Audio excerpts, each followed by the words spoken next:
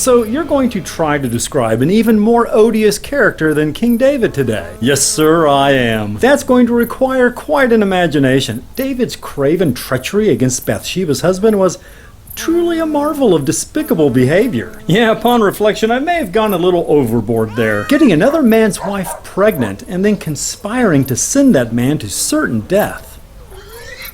Wow. Maybe I should go back and read. It's fine, what's done is done.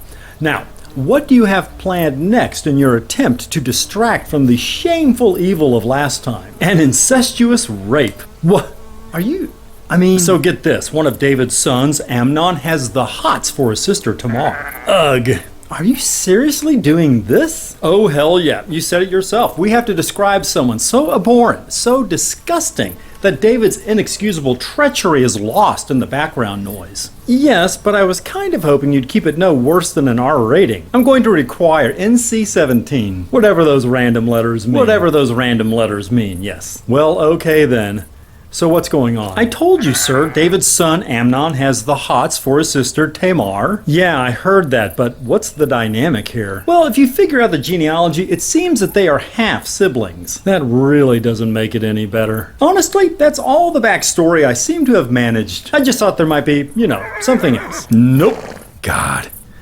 Get on with it. So Amnon is so sick with lust that he enlists a friend's help to get Tamar into a room alone with him. Who's this friend helping Amnon plan a rape? A cousin, Jonadab. What a lovely extended family this is. They're all essential pillars of the foundation of the church. Hard to argue with that. Now Jonadab has Amnon fake an illness, and then Amnon asks his father David if he can have Tamar attend to him, taking advantage of the sympathy of his intended victim. That is absolutely despicable. Thank you. I don't suppose God shows up to put the kibosh on this. Are you kidding me? God is so good. Always. So Tamar is alone with Amnon and is about to feed him when Amnon grabs her and says, "Come to bed with me, my sister." Ugh. Gag. And Tamar begs her brother not to rape her, but she suggests that he ask their father if they can get married. Oh, double gag. But Amnon ain't waiting on any nuptials.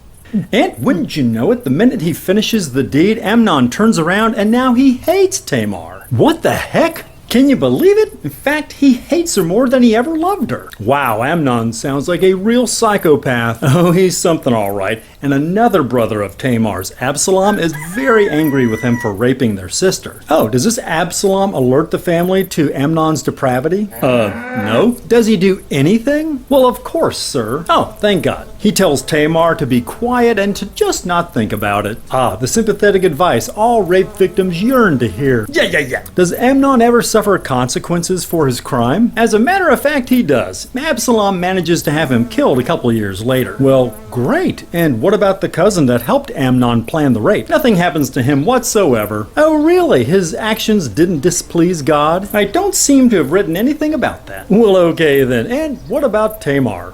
What about her? What becomes of her? How about this? In a glorious scene, God comes down in a blaze of sanitizing light and personally removes Tamar's uncleanness and stigma and shame and presents her beautiful, virginal, and born again to her grateful parents. Holy cats, that would be awesome! As if. Dude, I'm yanking your chain. She's just a typical female in the Bible. We're moving on and never mentioning her again. Whatever. And what about Absalom's fate? I imagine killing a royal son probably has him in some hot water with David. He does flee to the land of Geshur, but David longs to see him, and after 3 years, Absalom returns to Jerusalem. Awesome. But David says Absalom won't be allowed to see his face. Aww. So after 2 years of waiting to see his father, Absalom insists on having an audience with him, but David's officials just ignore him. How frustrating. So Absalom uses arson to get an official's attention. I'm sorry, he what? Absalom burns down an official's barley field, so the official arranges the audience and father and son make amends. Oh, burning down a barley field to obtain an audience so you can make amends with your father is tight. Yeah. So David and Absalom are reunited. That's nice. Yeah. So Absalom decides to depose his father. What? Why? Let's not think about that at all, okay? Sounds like a plan to me. So Absalom sets up a parallel government right outside the city gates of Jerusalem. And for 4 years, he intercepts people coming to see his father, the king. And he handles all their problems and settles their disputes and eventually steals their hearts. This is happening right outside the city gates. Yes? And for 4 years, David fails to realize what's going on? Apparently. Whoopsie. So Absalom is able to gain the support of a lot of the people, including one of David's advisors. And David has to flee Jerusalem. What, just like that, David's out? Yep. I don't understand. David usually has God on his side. Is he still being punished for that whole Bathsheba thing? I don't think so. Right after God murdered Bathsheba's baby, David went right back out again and conquered an Ammonite town with no trouble at all. Okay, God's not thwarting him on that front. Why doesn't David just rally the troops and go kick Absalom's ass? Unclear.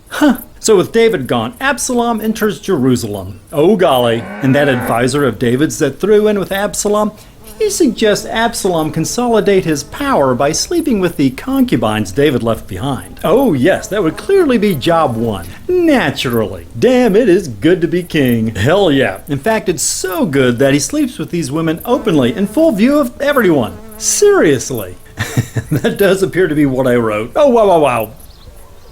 God damn, these are randy mofos. What does the supremely sexually satisfied Absalom do next? With the legitimacy of his claim to the throne now carefully established, he decides he should attack the exiled David. With Absalom now in control of Israel, isn't it going to be difficult for David and his remaining followers to win this fight? Oh no, it's going to be super easy, barely an inconvenience. Oh really? Yep. See, the battle takes place in this carnivorous forest that swallows 20,000 of Absalom's men. Wait, what? And Absalom gets his hair caught in some tree branches and his mule walks out from under him. And David's men play a game of javelin piñata with him and he dies. Javelin piñata. And that's it. Absalom is done. What do you think? Back up. Shoot. What do you mean the forest swallowed people? I hope you don't expect me to have an explanation for that because I absolutely do not. And did you say Absalom ends up dangling by his hair from a tree branch? Yes, it's going to be an iconic scene. So I'm trying to picture just exactly how that could happen. Well, his hair got, tangled. Even if he was distracted enough to plow into some low-hanging branches, wouldn't his body weight pull him down until he was standing? Well, they'd be thick branches, so, they wouldn't droop. There's no way a human's hair could get tangled in thick branches, though, right? I mean, that's not a thing. Look, I'll add that he had really long hair. How's that? Even if he frickin' braided his hair around a branch while standing on a ladder for some odd reason, which is really the only way this has a hope in hell of ever happening. This is Absalom we're talking about here, currently the leader of Israel. So even if this extremely unlikely scene played out, wouldn't one of Absalom's many followers free him immediately? Look, I'm going to need you to get all the way off my back about the absurdity of this iconic scene I've described. Oh, sure, let me get off that thing. Great. So, yeah. Absalom is dead, and David is super sad about that. No, he's just so sad, and he cries and he wails, and he's constantly saying, Absalom, Absalom, oh my son Absalom. Okay. Does he ever cry for his poor defiled daughter Tamar? Hey, shut up. So yeah, isn't it so sad that David lost another son? I guess. Maybe. Well, there you go. David's reputation is rehabilitated, and we can now see him as a sympathetic character again. I hate to tell you this, but killing off a couple of his sons is not going to remove the stigma from the whole Bathsheba thing. Sure it will. There is no way. People are not that gullible. Sure they are. No, they aren't.